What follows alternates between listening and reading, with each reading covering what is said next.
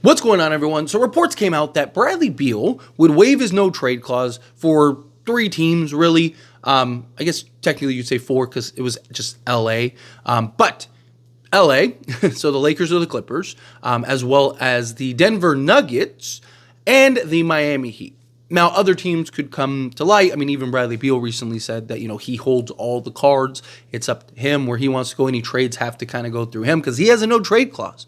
So Phoenix can't just trade him just to trade him. So any potential we could just dump him to this bad team over here, that ain't going to happen. You're only going to be able to trade him to a team that makes sense that Bradley Beal wants to go to. But problem is would any of those teams actually trade for him? I don't see it, right? Denver, there's been a lot of talks about them being linked to, Brandon Ingram, Zach LaVine, even Jimmy Butler, right? But Bradley Beal with his contract, it's more so his contract than his injury history, right? Bradley Beal, I think a lot of people are like, oh, he's washed, he's cooked. I don't think that.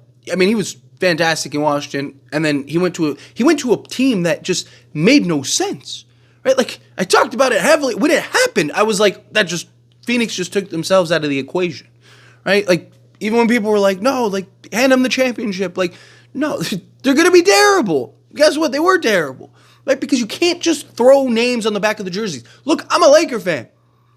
We have a long history of just throwing names on the back of the jerseys and it not working, right? We have a long history of it working, but it's also not worked on several occasions. Russell Westbrook is another prime example. It just didn't fit. It didn't work. It didn't make sense, right? It's the same thing. Bradley Beal and Devin Booker are essentially the same player that play the same position, and neither are big enough to play the 3, and neither are skilled enough as a playmaker to play the point. It's all over the place, right? I also think Phoenix is trying to have Bradley Beal come off the bench to kind of force him. I think that's their kind of way of maybe we can convince him to waive his no trade clause, but he's not going to do it. I mean, he's not going to go to a bad team. Right? He's not going to go to some team where he's miserable again. He was already doing that with the Wizards, right? So he wants to go somewhere where he can compete. That's why he, waived his no trade clause to go. I mean, he could have went to Milwaukee, right? And waive his no trade clause, but he chose not to. And then he would have had Giannis by his side, which, good on Milwaukee. Although I do think Bradley Beal would have been much better in Milwaukee. I don't think it's a talent issue. I think because again, last night in his first game off the bench, he gave you 25. Dude, the guy's still a 25-5 guy. He's the 3rd guy on a bad fit, right? He'll be back to being a 25 to 30 point a game guy once he gets to a better situation, if he ever gets to a better situation, right? Or if the Suns end up trading Devin Booker or Kevin Durant at some point, then Bradley Beal will, I think, get back to, unless it's with Devin Booker, right? So they have to trade Devin Booker or Bradley Beal. They have to. They have no choice, right? If they want to kind of get back to contention, I think it's going to end up being Devin Booker, but I think it'll be in the offseason. I think they're going to end up having to tear this down one way or another. Also, Devin Booker probably gets you the best return in order to maybe kind of reshape this roster around Bradley Beal and Kevin Durant. And you're hoping that those two can stay healthy. And if those two can stay healthy, offensively, you're going to be fine. Defensively, get those pieces, right? Get some size, get some pieces. I said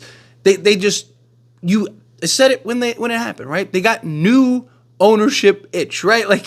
They got a new owner, Matt Ishbia, and he wants to make a big splash. And I'm going to go get Bradley Beal. I'm going to go get, and it just became overkill rather than understanding, hey, you have Kevin Durant and Devin Booker. You have the offensive firepower, right? You have one of the best duos in the league now, right? All you need to do is just go get the pieces around them. And, if you want a 3rd guy, okay, fine, but you need to get a 3rd guy that makes more sense around those two, right? Big 3s, I still absolutely believe can work, but they have to make sense.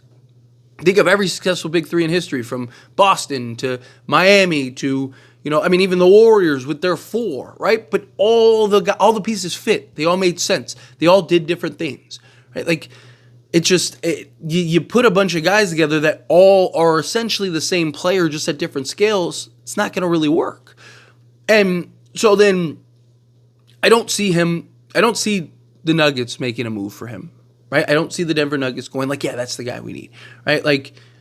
Could you argue, that Bradley Beal would probably be better than Jamal Murray, and Jamal Murray's not been super healthy, and he's been a liability. Like, sure, but I don't like.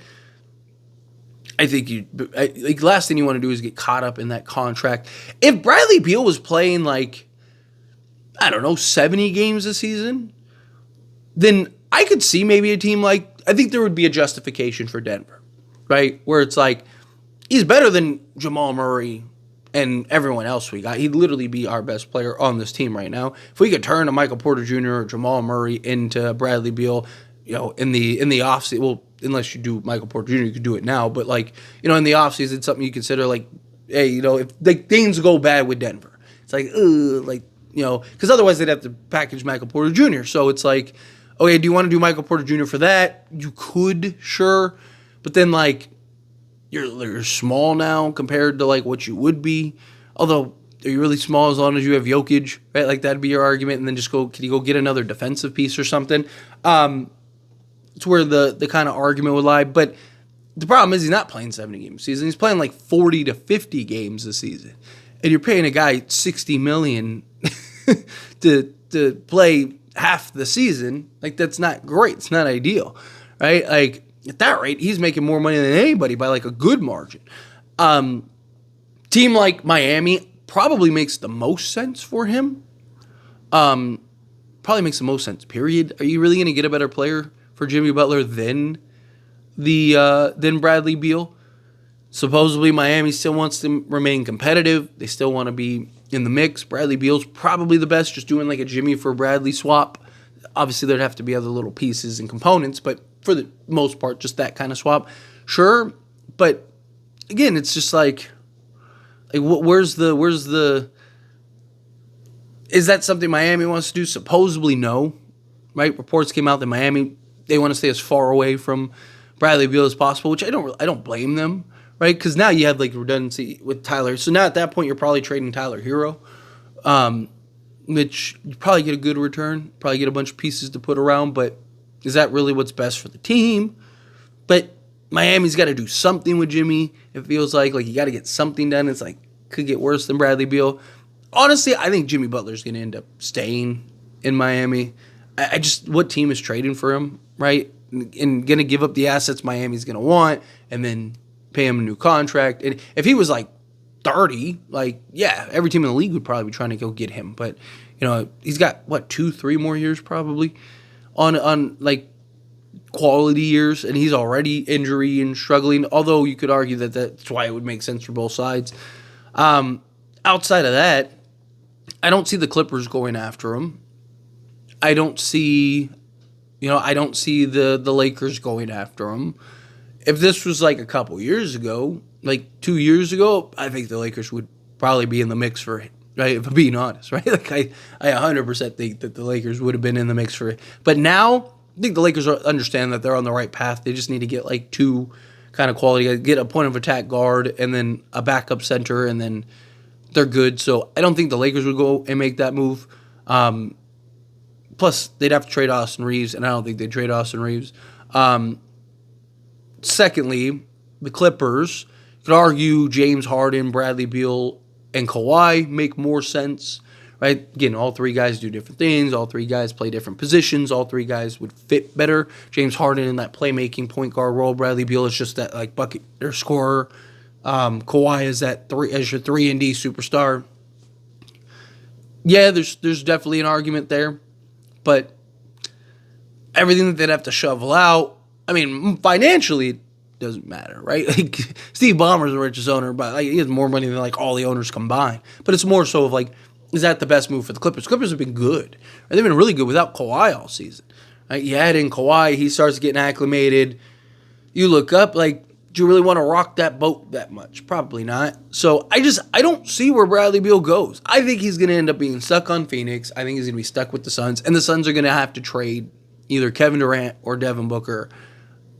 They're going to end up having to trade Devin Booker, because the problem is Kevin Durant's 1, your best player. 2, you're trying to win now. 3, if you trade Kevin Durant and not Devin Booker, you still have that same redundancy.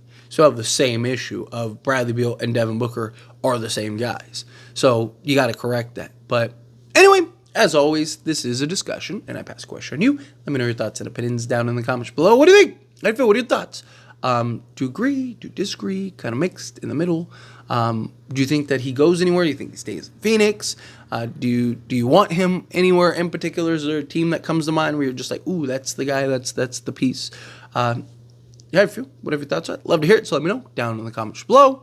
That being said, if you haven't liked this video, hit that like button. Helps me a lot. So we enjoy these types of videos, and I truly appreciate it. Not subscribe channel, hit that subscribe button. Turn on the bell notifications. Appreciate y'all. See you in the next one. Thank you.